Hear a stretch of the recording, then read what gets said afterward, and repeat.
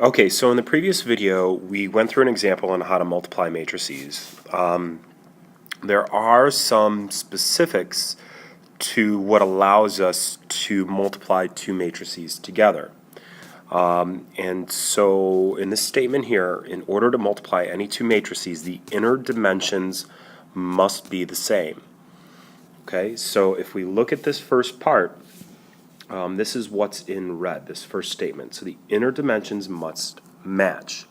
So if I have a 2 by 3 matrix, so there's 2 rows and 3 columns, the matrix that I'm multiplying it with are 3 by 4, so 3 rows and 4 columns. So because these two inner dimensions match, we can multiply the matrix. And so the idea here is I have outer dimensions, and the second statement says then the outer dimensions become the dimensions of my answer, my resulting matrix. So it becomes a 2 by 4. Okay?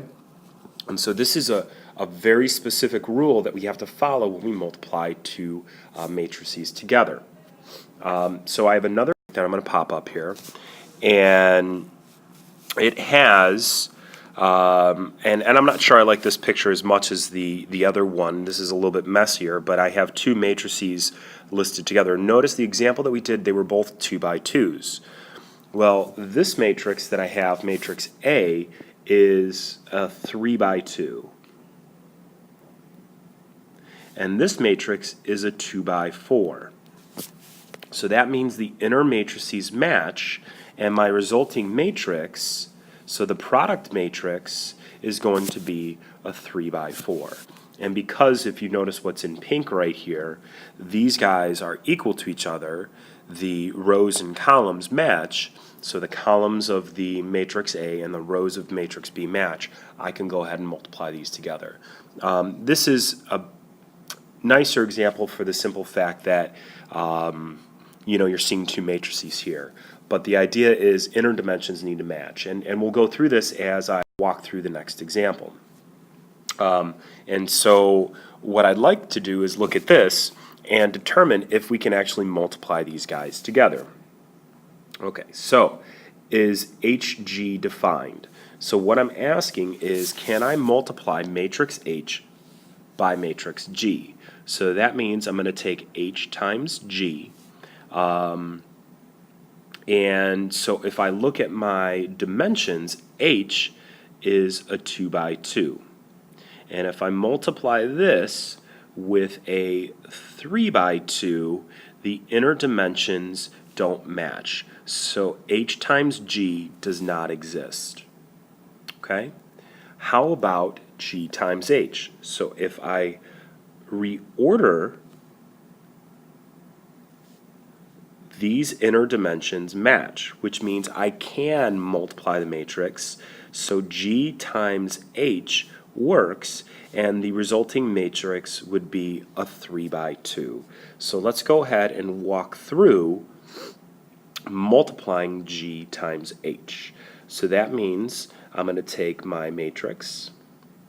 So I have 2, 3, negative 1, 8, 4, 0, and I'm going to multiply it with 8, 0, 2, negative 5. And the example that we did before, they were the same exact dimensions. And this one doesn't have the same dimensions.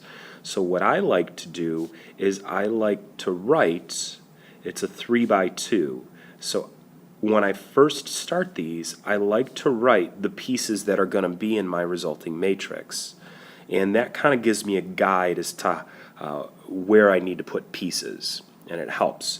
So, and I kind of go through, and I'm going to start with this one, and I'm going to work down.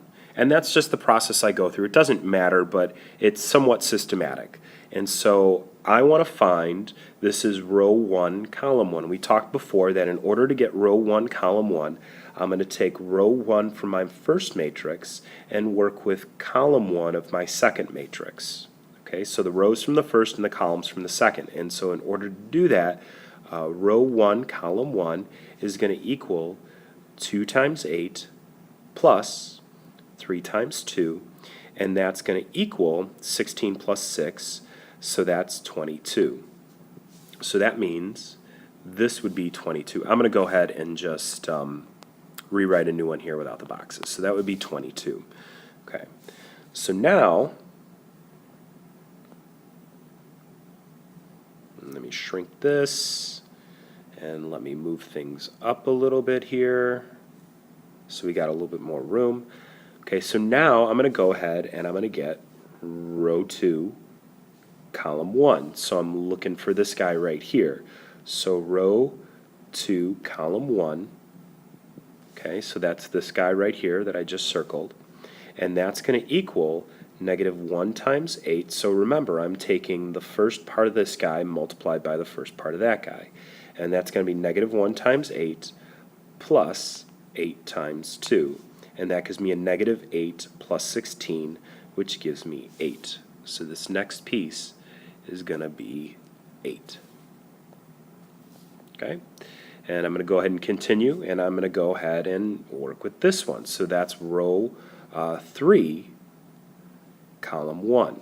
So I'm using my third row and my first column.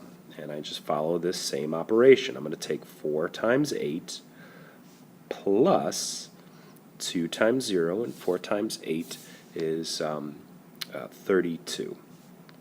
So that's going to give me 32 for my resulting matrix.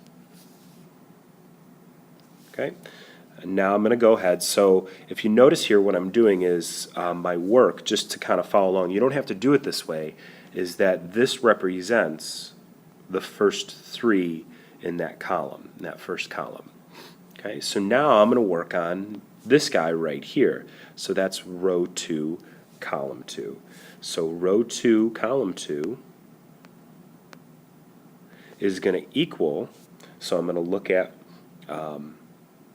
excuse me, that's not row 2, that's row 1. So I'm going to look at my row 1 and my column 2. So now, and this is starting to get messy, but I'm working with row 1, and now I'm focusing on the second column. So I'm just going to go through each row on the first one and multiply it and work with the second row. And so I'm going to go ahead and take 2 times 0 plus 3 times -5, and that's going to give me a -15. So now I get the -15. So now I'm going to do row 2, column 2, and so I look at my second row, which is a -1. Second column is a 0 plus the 8 times the -5. So these guys right here are being picked from the second row, second column, and that's going to give me a -40. So having 0 is kind of nice because it makes the work a little bit easier. And so now I'm going to go ahead and work with row 3, column 2. And so that's 4 times 0 plus 0 times -5. So that's kind of nice because it's just 0, so we get 0, and that is my resulting matrix. Okay, so once again, the inner dimensions need to match. So multiplication order does matter when it comes to matrices. So that's different than typical computations where 3 times 4 is the same as 4 times 3. With matrices, it doesn't work that way. The inner dimensions need to match.